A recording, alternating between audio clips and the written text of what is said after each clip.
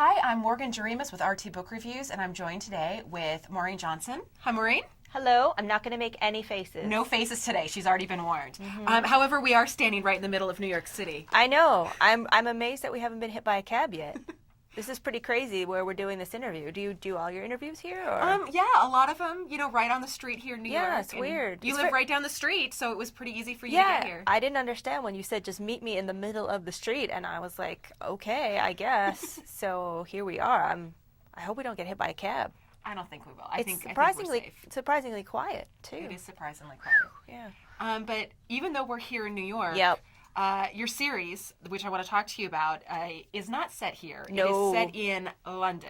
Yes, it is. And in fact, it's called Shades of London. Shades of London. And shades not as in colors, but shades as in ghosts. Shades as in ghosts. Yes, that's correct. What made you decide to set it in London? Why England? I spend a lot of time there, and it's a cool place, and it's old, and it's got lots of stories. There's a lot in London that's secret, and there's a lot underneath. And I was there doing research for a book, and they kept telling me ghost stories about the place I was researching, and that got on my nerves because it was supposed to be a historical tour, and instead they kept saying that's haunted, and that's haunted, and that's haunted, and I was like, this is crap. These ghost stories are no good. I'm going to tell a better one.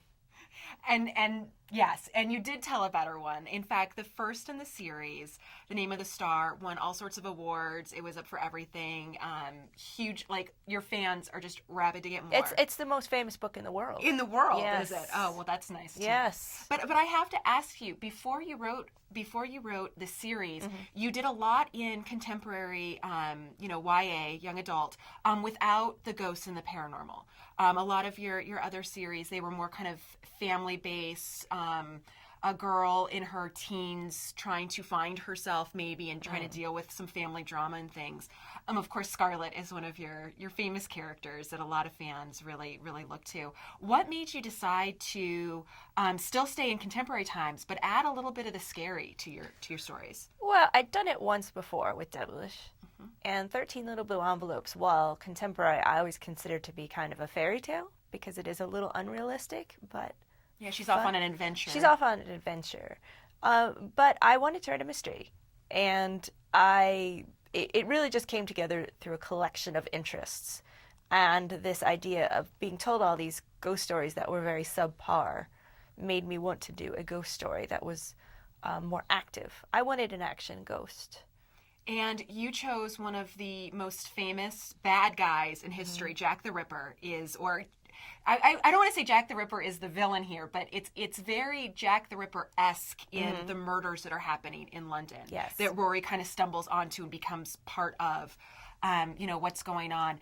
And Jack is one of these really interesting historical characters because you can kind of pull him out and everyone knows who he is. Everybody knows who he is. And it's scary what he did. He eviscerated women and never found. Never found. So is that maybe what made you want to kind of solve, or Rory solve the mystery, is because we don't know what happened? Well, he stands for everybody who's not caught. And I remember Ripper stories, every couple years, somebody figures out who the Ripper is. They're like, we've solved the case. Nobody has solved the case. It's a case from 1888, and why we should care about it, it's super strange. And a lot of what makes Jack the Ripper popular, and how Jack the Ripper came to be Jack the Ripper, because he didn't give himself that name, the press did, tells us also a lot about modern media, and how messages of fear sell media even today, not newspapers anymore so much as get people, it's the thing where you're watching your show at 8 o'clock and they come on and they go, tonight at 11, how toasters will kill you. And you feel like you have to tune in at 11 or your toaster will kill you. Like you get this sense of, if I don't watch, I will die. And that's kind of what they did back then. Yeah, it is interesting how fear has become such a form of entertainment. Like you've got the movies that are all about, the haunted house and the ghost is going to come and take you away and aliens invasion and everything. I have to ask you, after reading about Jack the Ripper, and then in your second book, you've got another really bad villain. And your second book being The Madness Underneath. What makes you scared? Like, do ghosts scare you? Is that why you... No. So you're unafraid of ghosts. I'm unafraid of ghosts, but I'm afraid of most other things. That makes no sense at all. Yeah, ghosts aren't real, so they don't bother me. I know that a lot of people are like, no, they are real. I don't think they're real, so they don't bother me. If you don't believe in them, they tend not to bother you. Funny that. But things that are usually harmless, like water slides, terrify me. So, Have you ever been down one? I have been down one once, but it was... I think I blacked out halfway down. It's a terrible, terrible... I'm largely afraid of... Like, things that live in the sea are very frightening to me, and sledding down steep hills and things that 4-year-olds like to do I tend to avoid. I'm what I like to refer to as risk averse, so I don't, dangerous sports do not appeal to me. Well, in your series, Rory, your main heroine, she is not as risk adverse. She doesn't mind necessarily investigating things, going into those dark places, knowing, okay, there's a bad guy in there, but I have to go anyway. Yep. Usually she's protecting someone, a friend, or she knows she can help somebody. So how did you give her that non-fear when you have fear of maybe going in that dark place? Well, actually, I'm not that scared of going into dark places, but I mean, you give your characters all kinds of qualities that you don't have. You have them go in for you. You send them in like a little robot. Like we send robots to the bottom of the sea when we don't want to go down. Right. We send them into trenches and old submarines, and then we go, you go, robot. I'll stay here and watch. So we kind of, that's what my characters do. They're like my little submarine robots. Well, I love how in the first novel, you really throw a lot at Rory. You've got these murders going on. She's learning that she can see ghosts. I know, right? It's busy. It's busy. She's very, very busy. In the second book, and she has to play field hockey, which I think is she hates. Potentially the worst of all. I know, she hates field hockey. Right. Anything right to get on. out of field hockey. But in the second one, it's a lot more of her dealing with a lot of emotions. Not that she still doesn't have things to do and ghosts to vanquish, but it's a lot of kind of the fallout of her dealing psychologically with where I'm at now. She doesn't have her parents aren't very, very close to her. They're working, a couple hours away. So she's 17. She's dealing with all of these mysterious, crazy things happening. She's got a crush. She's got friends who are both ghosts and non-ghosts. I mean, and so that second book, The Madness Underneath, I don't know if I were her, I'd probably be mad myself, just trying to deal with everything. Yeah. The Madness Underneath is about, in reading a lot of paranormal books, there's a common problem that comes up, which is paranormal event X hits your life. You find out your significant other is a werepire or whatever it is. Like, the information enters your life and you basically have 2 choices as a character and 2 choices as an author. As a character, you can be like, I choose to accept this, or I'm going to sit in the corner and rock back and forth for 300 pages and eventually just start crying and nothing ever happens. So you have to either choose as an author, how do they cope? And pretty much they have to cope in order for the story to go on. But in this book, I also wanted to sort of look at how you might end up processing that. Would you end up... She starts the book in therapy. And a lot of what happens in book 3, which, without giving too many spoilers away, is a direct consequence of the very end of book 2, and a kind of release from all of that, like a kind of new Rory emerges from all of this. Oh, the end of book 2. Sorry, yes. I'm not going to give any spoilers. I just want to say it's one of those, you get to the end of the book and you just want to scream because something so huge happens. I love doing that. I think it's fun. I'm like, what happens? I need to know what happens next. I like stories that do that. Sherlock Holmes does this very famously. Like, it's, people have said to me, nobody ever, you gotta say, Sherlock Holmes did it. Don't yell at me. Don't yell at me. There's a precedent somewhere There's out there. a lot of precedents. Star Wars has a big precedent for this. That's right. Yes, I mean, so there's a big precedent for that. I don't think that's too spoilery, any of that. So yeah, just for people who haven't got to the end of book 2 yet, know that something is going to happen. Yeah, it's going to explode the world. I enjoy hitting the little at the end. TNT box. But it very much leads into books 3 and 4, which in many ways I kind of see them as the sort of I keep calling it the sort of Star Wars beginning, but like the 1 and 2 are in many ways the prequel to 3 and 4. So oh, wow, that's interesting. Yeah. That's very interesting. I have to ask you, you are very busy. You obviously are writing. You have lots of books in the works. You tour a lot. You are ridiculously present online for your fans. Ridiculously is a good word. You've got the most amazing Twitter account. In fact, you've been like named as one of like the people on Twitter to follow by many sources. Maybe I have. I don't know. So I have to ask you, there's this thing in as a writer that sometimes people will say, it's called filling the well. Like you put all of your energy and all of your emotions into writing and talking to your fans and things. And then, you know, if you feel kind of empty, if you need inspiration, where do you go? Where do you turn to? I don't know. I just kind of do what I do. I mean, everything I do, I especially online, I don't do anything that I don't want to do. Mm-hmm. I don't believe you have to do anything, and I don't believe there are any prescribed ways that things have to be done. I'm very resentful of people who say, I am a social media expert, and I know how things are done, and here are the instructions. I'm like, that's nonsense. This is an emerging field, and no one really knows how it works. So, you know, you should do what feels right. And if something feels unnatural, people will know right away if it feels unnatural. And if you can't do it, don't. Like, it's not the end of the world. And if you can do it, do, and try stuff out. And you can't really mess up forever. Like, people are like, oh, this is wrong if you've done this online. Well, that's dumb. Do something else tomorrow. Mm-hmm. So if I feel like I've done enough for the day, then I stop. You know, that's pretty much that. It's pretty that much that simple.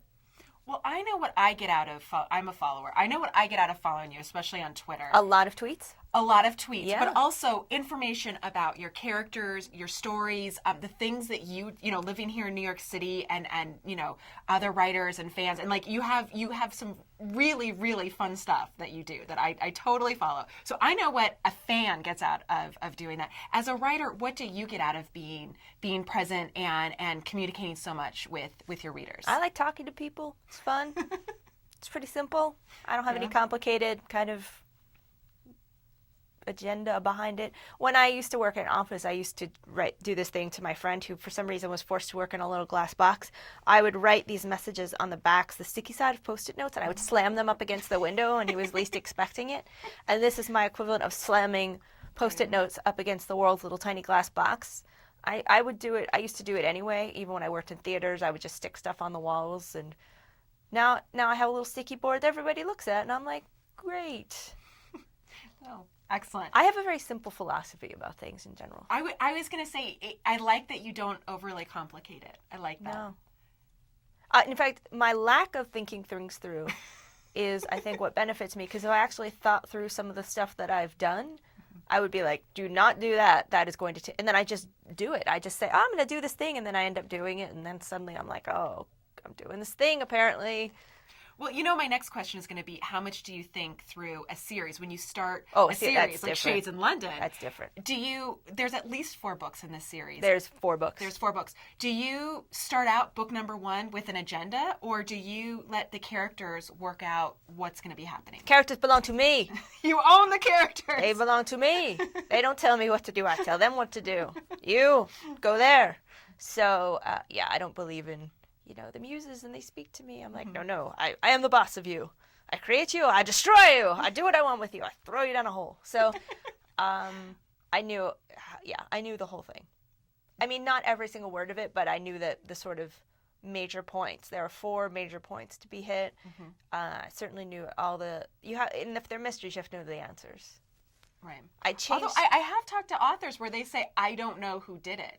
You know, like they start writing and they're writing, and I always thought that's very curious. That is curious. It seems fun, though. There's really no wrong way of doing it, so great. Yeah, exactly. Do it that way. So you tell them, you're kind of like, in that world, you're maybe like the God character, and you say, you go here, you do this. There are certain things you do discover as you're working. You're like, oh, I could have this happen. And sometimes if you show it to somebody else, they could go, oh, you know, what if this happened? You're like, ooh, that would be pretty cool. That sounds fun. You, down the hole. So that's how that can happen sometimes. With Rory, was there anything specifically that as you were writing her character that emerged for her specifically that you were like, oh, I didn't realize this before I started, but this makes a lot of sense for her? Probably. I mean, I gave her a very strange family. her family, her Southern family. I family. love her Southern. You don't necessarily meet them, or at least not yet. I don't know if you're going to put them in, but she's always got these awesome stories about her Southern family and their crazy, kooky ways. Mostly based on my own family and neighbors. Really? Yes. So do you have like a hoarder uncle that like keeps refrigerators in the attic, or? No, well, the fridges come from my aunt and uncle who hated each other. And they were married for 40 years, and they absolutely hated each other, and they didn't speak to each other. And eventually my aunt decided that my uncle was always downstairs, so that she would never come downstairs. And so she installed a fridge in her bedroom. And she would sit up there, and she was a kind of smoking advocate. Like she actively, angrily smoked at you. And she would sit up there and smoke and drink coffee, and she had her fridge full of milk for her coffee. And she would listen to sort of paranoid talk radio and take spidery notes on paper. And she was afraid of banks, and so she kept her money in peanut butter jars. And she would have me come over when I was a child and count her money. And her only companion was this bird. I gave Uncle Bick all the birds, but she had this bird, this cockatiel that she named Teal, creative. And it was a very angry bird. She used to smoke at it. It was this angry bird that just used to lash out at the world all the time. And eventually Teal committed suicide by flying repeatedly into the kitchen cabinets. Oh, no, that's terrible. It's awful. Although, I mean, if you had to be around It was an angry, greasy, smoky bird. He led a terrible life with my aunt, with her smoking, and just she was very angry. She didn't like adults, but she liked kids, and she liked collecting money in jars. And she used to give me empty jars as a present when I was a kid, and she would say, "For your money, kid, so you can watch it grow." So the fridges, the birds, the kind of, a lot of the different things, the angels, the angel ministry comes from our next door neighbor who has 2,000 stone angels in his house and in his yard, who eventually one day went completely kind of over the moon and hired a crew of people to illegally come into our yard and chainsaw down all of our trees because they were dropping leaves on his angels. So, I mean, I have a lot to draw from. So the filling the well, it sounds like you just have to kind of go into your past maybe a little bit and it's call only, up some of these. You know, it's only when I've been talking about this since writing the book that I've even noticed that it's weird. You didn't know that was weird? No, I really didn't. I think I thought other people were doing, I'm like, you know how you used to go over and like you'd count your relatives' money or something? People would be like, no. No, not angry really. Birds, no. The angry, smoky, dirty birds and the...